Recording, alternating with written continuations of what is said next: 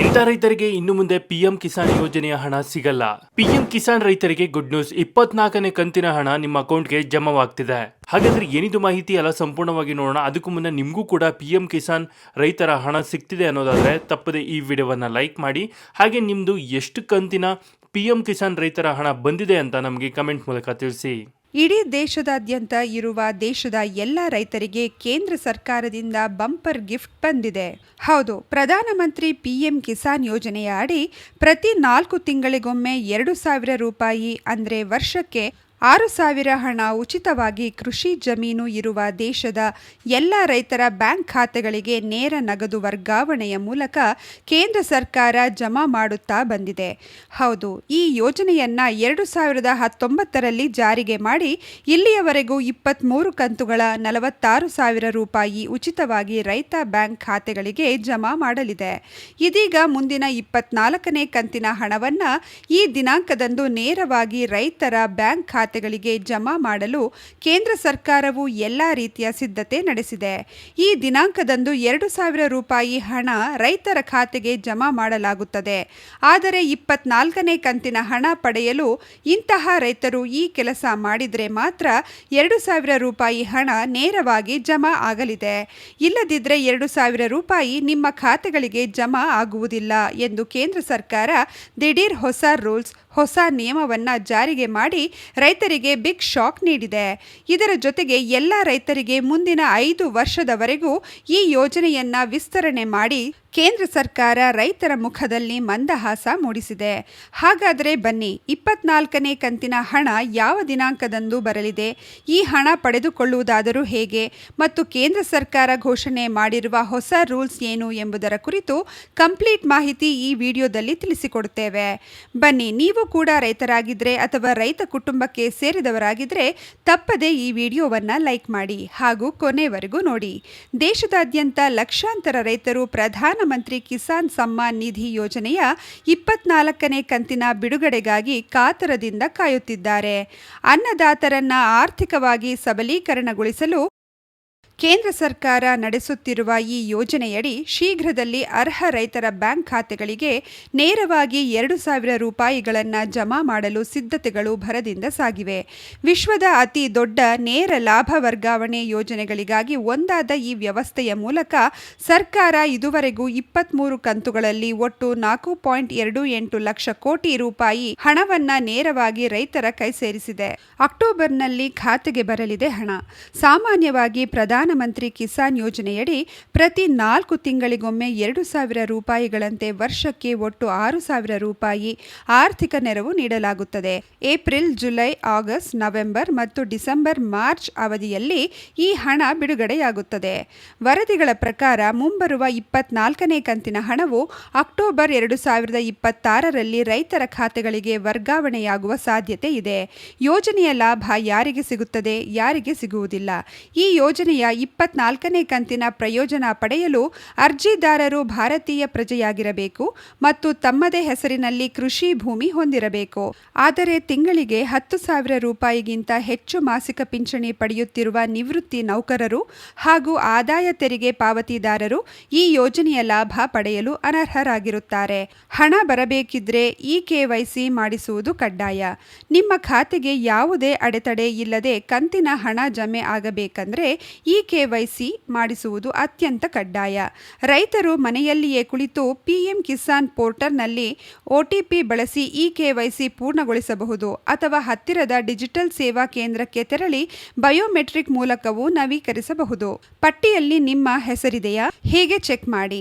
ರೈತರು ಅಧಿಕೃತ ವೆಬ್ಸೈಟ್ಗೆ ಹೋಗಿ ನವ್ ಯುವರ್ ಸ್ಟೇಟಸ್ ಅಥವಾ ಬೆನಿಫಿಷಿಯರಿ ಲಿಸ್ಟ್ ವಿಭಾಗದಲ್ಲಿ ತಮ್ಮ ನೋಂದಣಿ ಸಂಖ್ಯೆ, ರಾಜ್ಯ ಮತ್ತು ಗ್ರಾಮದ ವಿವರ ನಮೂದಿಸಿ ಫಲಾನುಭವಿಗಳ ಪಟ್ಟಿಯಲ್ಲಿ ಹೆಸರು ಚೆಕ್ ಮಾಡಬಹುದು.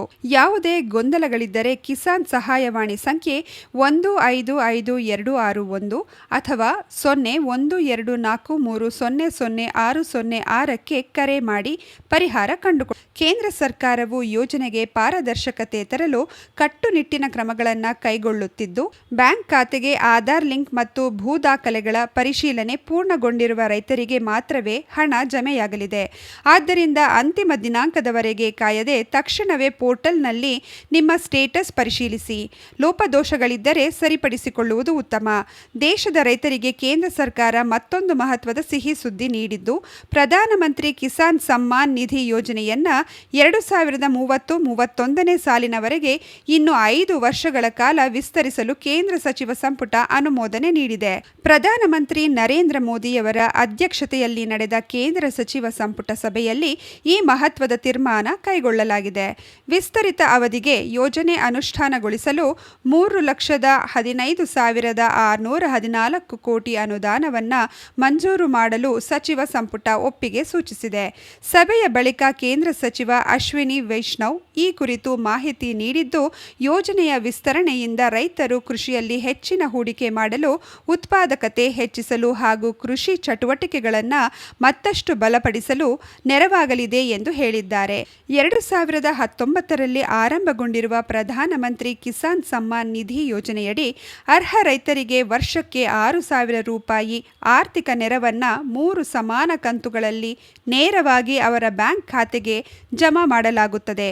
ಇದುವರೆಗೆ ಈ ಯೋಜನೆಯಡಿ ದೇಶದ ರೈತರ ಬ್ಯಾಂಕ್ ಖಾತೆಗಳಿಗೆ 4.47 ಲಕ್ಷ ಕೋಟಿ ರೂಪಾಯಿ ಮೊತ್ತವನ್ನು ನೇರವಾಗಿ ವರ್ಗಾವಣೆ ಮಾಡಲಾಗಿದೆ ಎಂದು ಕೇಂದ್ರ ಸರ್ಕಾರ ತಿಳಿಸಿದೆ. ಯೋಜನೆ ಮುಂದುವರಿಸುವುದರಿಂದ ಮುಂದಿನ 5 ವರ್ಷಗಳಲ್ಲಿಯೂ ಕೋಟ್ಯಾಂತರ ರೈತರಿಗೆ ನೇರ ಆರ್ಥಿಕ ನೆರವು ದೊರೆಯಲಿದ್ದು, ಕೃಷಿ ಕ್ಷೇತ್ರಕ್ಕೆ ಮತ್ತಷ್ಟು ಬಲ ಸಿಗುವ ನಿರೀಕ್ಷೆ ಇದೆ. ಪ್ರಧಾನಮಂತ್ರಿ ಕಿಸಾನ್ ಸಮ್ಮಾನ್ ನಿಧಿ ಯೋಜನೆಯನ್ನ ಇನ್ನು 5 ವರ್ಷಗಳ ಕಾಲ ಮುಂದುವರೆಸಲು ಕೇಂದ್ರ ಸಚಿವ ಸಂಪುಟ ಅನುಮೋದನೆ ನೀಡಿದೆ. ಆದ್ದರಿಂದ ಇನ್ಮೇಲೆ 2026-27ರಿಂದ 2030-31ರವರೆಗೆ ಪಿಎಂ ಕಿಸಾನ್ ಯೋಜನೆ ಜಾರಿಯಲ್ಲಿರುತ್ತದೆ. ಈ ಮೂಲಕ ರೈತರಿಗೆ ಮೋದಿ ಸರ್ಕಾರ ಬಂಪರ್ ಸುದ್ದಿ ನೀಡಿದೆ. ರೈತರಿಗೆ ಸಿಹಿ ಸುದ್ದಿ. ಪ್ರಧಾನಮಂತ್ರಿ ಕಿಸಾನ್ ಯೋಜನೆ ಅಡಿಯಲ್ಲಿ ಈಗಾಗಲೇ ಅರ್ಹ ರೈತ ಕುಟುಂಬಗಳು ವಾರ್ಷಿಕವಾಗಿ 6,000 ರೂಪಾಯಿ ಆರ್ಥಿಕ ಸಹಾಯವನ್ನು ಪಡೆಯುತ್ತಿದೆ. ಈ ಮೊತ್ತವನ್ನು ನೇರ ಲಾಭ ವರ್ಗಾವಣೆ ಮೂಲಕ ತಲಾ 2,000 ರೂಪಾಯಿನಂತೆ 3 ಸಮಾನ ಕಂತುಗಳಲ್ಲಿ ರೈತರ ಬ್ಯಾಂಕ್ ಖಾತೆಗಳಿಗೆ ನೇರವಾಗಿ ವರ್ಗಾಯಿಸಲಾಗುತ್ತದೆ. ಈಗಾಗಲೇ 23 ಕಂತುಗಳನ್ನು ಪೂರೈಸಿರುವ ಬೆನ್ನಲ್ಲೇ ಕೇಂದ್ರ ಸರ್ಕಾರ ಮಹತ್ವದ ನಿರ್ಧಾರ ಕೈಗೊಂಡಿದೆ. 3.15 ಲಕ್ಷ ಕೋಟಿ ರೂಪಾಯಿ ಬಜೆಟ್. ಜುಲೈ 31, 2026ರಂದು ಪ್ರಧಾನಮಂತ್ರಿ ನರೇಂದ್ರ ಮೋದಿಯವರ ಅಧ್ಯಕ್ಷತೆಯಲ್ಲಿ ನಡೆದ ಕೇಂದ್ರ ಸಚಿವ ಸಂಪುಟ ಸಭೆಯಲ್ಲಿ ಪ್ರಧಾನಮಂತ್ರಿ ಕಿಸಾನ್ ಸಮ್ಮಾನ್ ನಿಧಿ ಯೋಜನೆಯನ್ನ ಮುಂದಿನ 5 ವರ್ಷಗಳವರೆಗೆ ಮುಂದುವರೆಸಲು ಅನುಮೋದನೆ ನೀಡಲಾಗಿದೆ. ಈ ಯೋಜನೆಗೆ 3,15,614 ಕೋಟಿ ರೂಪಾಯಿ ಬಜೆಟ್ ಕೇಂದ್ರದಿಂದ ಯೋಜಿಸಲಾಗಿದೆ. ಈ ನಿರ್ಧಾರವು ರೈತರಿಗೆ ಸ್ಥಿರವಾದ ಆದಾಯವನ್ನು ಒದಗಿಸುತ್ತದೆ ಮತ್ತು ಅಗತ್ಯ ಕೃಷಿ ವೆಚ್ಚಗಳನ್ನು ಪೂರೈಸಲು ಸುಲಭವಾಗುತ್ತದೆ ಎಂದು ಸರ್ಕಾರದ ಅಭಿಪ್ರಾಯ. ಸಣ್ಣ ರೈತರಿಗೆ ಹೆಚ್ಚಿನ ಲಾಭ. 2019ರ ಫೆಬ್ರವರಿ 24ರಂದು ಪ್ರಾರಂಭವಾದ ಪಿಎಂ ಕಿಸಾನ್ ಯೋಜನೆಯಡಿ ಈಗಾಗಲೇ 23 ಕಂತುಗಳ ಮೂಲಕ 4.47 ಲಕ್ಷ ಕೋಟಿಗಿಂತ ಹೆಚ್ಚು ಹಣವನ್ನು ರೈತರ ಬ್ಯಾಂಕ್ ಖಾತೆಗಳಿಗೆ ನೇರವಾಗಿ ವರ್ಗಾಯಿಸಲಾಗಿದೆ.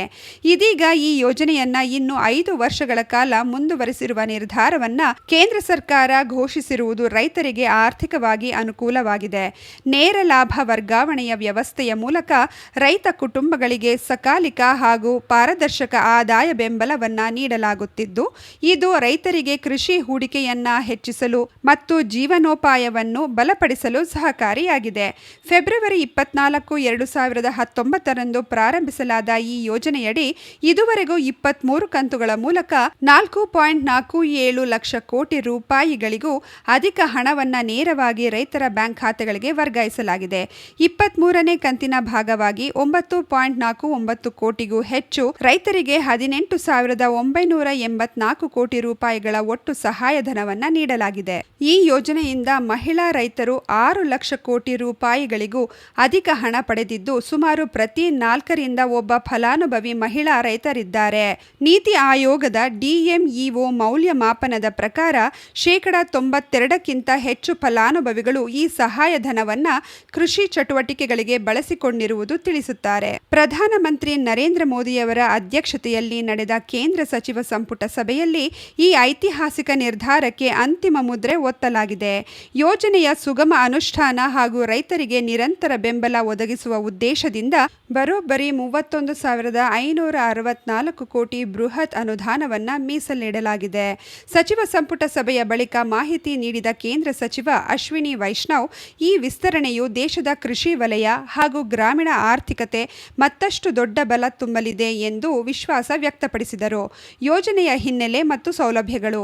ಕೇಂದ್ರ ಸರ್ಕಾರವು 2019 ಫೆಬ್ರವರಿಯಲ್ಲಿ ಆರಂಭಿಸಿದ ಈ ಮಹತ್ವಾಕಾಂಕ್ಷೆಯ ಯೋಜನೆಯು ದೇಶದ ಎಲ್ಲ ಅರ್ಹ ರೈತ ಕುಟುಂಬಗಳಿಗೆ ಖಚಿತ ಆದಾಯದ ಭದ್ರತೆಯನ್ನು ಒದಗಿಸುತ್ತಿದೆ. ಈ ಯೋಜನೆಯಡಿ ಪ್ರತಿ ಅರ್ಹ ರೈತರಿಗೆ ವಾರ್ಷಿಕ 6,000 ರೂಪಾಯಿ ಹಣಕಾಸಿನ ನೆರವು ನೀಡಲಾಗುತ್ತದೆ. ಈ ಮೊತ್ತವನ್ನು ಯಾವುದೇ ಮಧ್ಯವರ್ತಿಗಳ ಹಾವಳಿ ಇಲ್ಲದೆ ತಲಾ 2,000 ರೂಪಾಯಿಯಂತೆ 3 ಸಮಾನ ಕಂತುಗಳಲ್ಲಿ ನೇರವಾಗಿ ರೈತರ ಬ್ಯಾಂಕ್ ಖಾತೆಗಳಿಗೆ ನೇರ ನಗದು ವರ್ಗಾವಣೆ ಮೂಲಕ ಜಮಾ ಮಾಡಲಾಗುತ್ತಿದೆ. ಅನ್ನದಾತರಿಗೆ ಸಿಗಲಿರುವ ದೊಡ್ಡ ಆಸರೆ. ಕಳೆದ ಕೆಲವು ವರ್ಷಗಳಿಂದ ಸಣ್ಣ ಮತ್ತು ಅಂಚಿನ ರೈತರಿಗೆ ಕೃಷಿ ಖರ್ಚು ವೆಚ್ಚಗಳು ಗಣನೀಯವಾಗಿ ಹೆಚ್ಚಾಗಿವೆ. ಬಿತ್ತನೆ ಬೀಜ, ರಸಗೊಬ್ಬರ ಹಾಗೂ ಕೃಷಿ ಉಪಕರಣಗಳ ಖರೀದಿಗಾಗಿ ಸಾಲ ಮಾಡಬೇಕಾದ ಅನಿವಾರ್ಯತೆ ಎದುರಾಗಿದೆ. ಇಂತಹ ಸಂಕಷ್ಟದ ಸಮಯದಲ್ಲಿ ಪಿಎಂ ಕಿಸಾನ್ ಯೋಜನೆ ಅಡಿ ಸಿಗುವ ವಾರ್ಷಿಕ ಆರ್ಥಿಕ ನೆರವಿನಿಂದ ರೈತರಿಗೆ ದೊಡ್ಡ ಮಟ್ಟದ ಆಸರೆಯಾಗಿದೆ.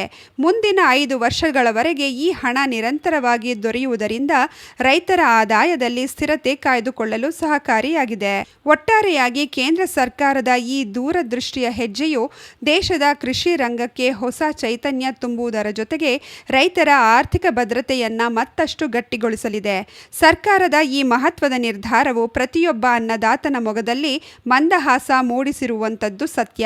ಈ ಮಾಹಿತಿ ವಿಡಿಯೋ ಲೈಕ್ ಮಾಡಿ, ಶೇರ್ ಮಾಡಿ, ಸಬ್ಸ್ಕ್ರೈಬ್ ಮಾಡೋದನ್ನ ಮರಿಬೇಡಿ. ನೋಡಿದ್ರಲ್ಲ ಸ್ನೇಹಿತರೆ, ಈ ಬಗ್ಗೆ ನೀವೇನು ಹೇಳ್ತೀರಾ? ನಿಮ್ಮ ಅನಿಸಿಕೆ ಅಭಿಪ್ರಾಯಗಳನ್ನು ನಮಗೆ ಕಮೆಂಟ್ ಮೂಲಕ ತಿಳಿಸಿ. ಹಾಗೆ ಈ ವಿಡಿಯೋವನ್ನ ಪ್ರತಿಯೊಬ್ಬ ರೈತ ಮಿತ್ರರಿಗೂ ಕೂಡ ಈ ವಿಡಿಯೋವನ್ನ ಶೇರ್ ಮಾಡಿ. ಯಾಕೆಂತಂದ್ರೆ ಈ ವಿಡಿಯೋ ತುಂಬಾನೇ ಇಂಪಾರ್ಟೆಂಟ್ ಆಗಿರುತ್ತೆ.